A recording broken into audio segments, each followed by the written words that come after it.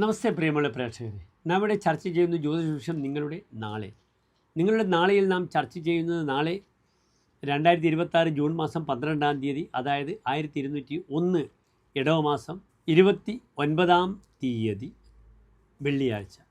നാളെ വെള്ളിയാഴ്ചത്തെ രാഹുകാലം നിങ്ങൾക്കറിയാം, 10:30 മുതൽ 12 മണി വരെയുള്ള സമയം.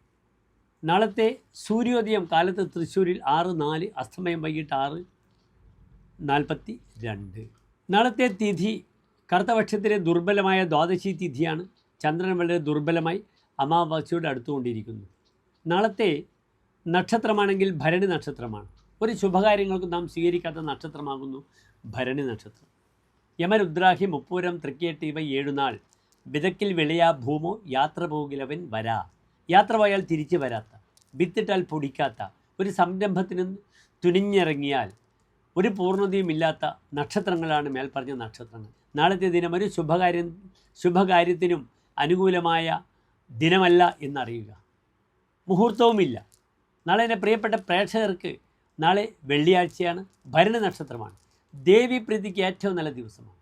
പ്രിയപ്പെട്ട പ്രേക്ഷകർക്ക് നാളെ ദേവീക്ഷേത്ര ദർശനം നടത്താം. ദേവി കവചം അല്ലെങ്കിൽ ലളിതാ സഹസ്രനാമം അവിടെ ദേവി സങ്കേതത്തിൽ നിങ്ങൾക്ക് ചൊല്ലാം. അപ്രകാരം വിവാഹ വിഷയത്തിൽ ക്ലേശങ്ങളിലുള്ള ദമ്പതികൾക്ക് ഐക്യമത്യ അർച്ചന ചെയ്യാം. അതിലൂടെ ദമ്പതികളുടെ ദാമ്പത്യ ദൃഢത നന്നായി ദൃഢപ്പെടുത്തുവാൻ ഐക്യമത്യ അർച്ചന എന്ന വഴിപാട് ഉപകരിക്കുന്നതാണ്.